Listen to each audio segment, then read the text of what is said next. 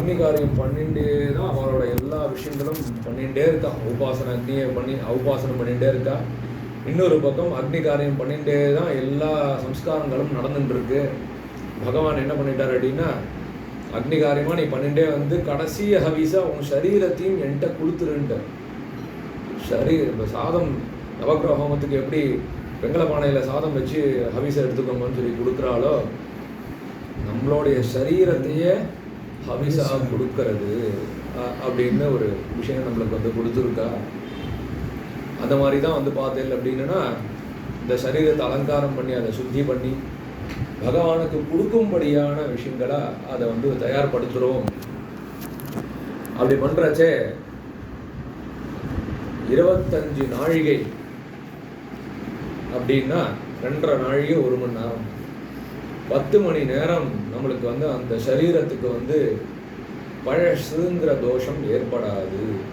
அந்த நாளில் என்ன பண்ணுவான்னா, யாரான ஒருத்தர் மிருத்யுவாயிட்டானா அந்த கூட இருக்கிறவாள் எத்தனை பேர் இருக்காளோ அவளை மாத்திரம் வச்சுட்டு சம்ஸ்காரங்களை ஆரம்பிச்சிருவா.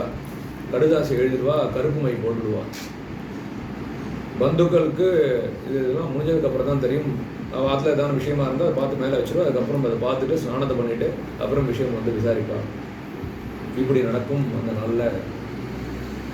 அதே சமயத்தில் அந்த 10 மணி நேரம் கொடுத்துருக்காளே மாமா, நான் வந்து ஹாஸ்பிட்டல்லேருந்து கொண்டு வந்துட்டேன், நான் அடுத்த மணி நேரம் 1 மணி நேரத்துலேயே நான் ஆரம்பிச்சிடுறேன் அப்படின்னு அப்படி பண்ணக்கூடாது.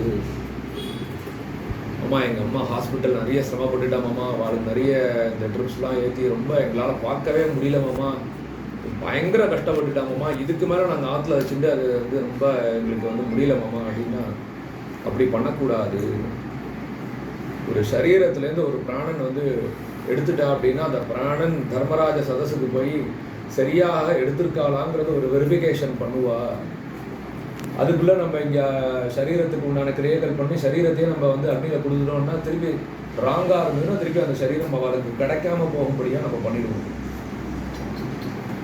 அதனால என்ன பண்ணணும் அப்படின்னா, யாரான ஒருத்தர் மிருத்யுவாயிட்டானா தெற்க வந்து அவள் தலையை வச்சு வடக்கு காலை வச்சு அவளை வந்து படுக்க வச்சு தலையில் ஒரு தலைமாட்டில் ஒரு தீபம் ஏற்றிட்டு சுற்றி உட்காந்து பகவான் நாமா சொல்லணும். என்ன பகவான் நாமா தெரியுமோ அந்த பகவான் நாமா சொல்லணும்.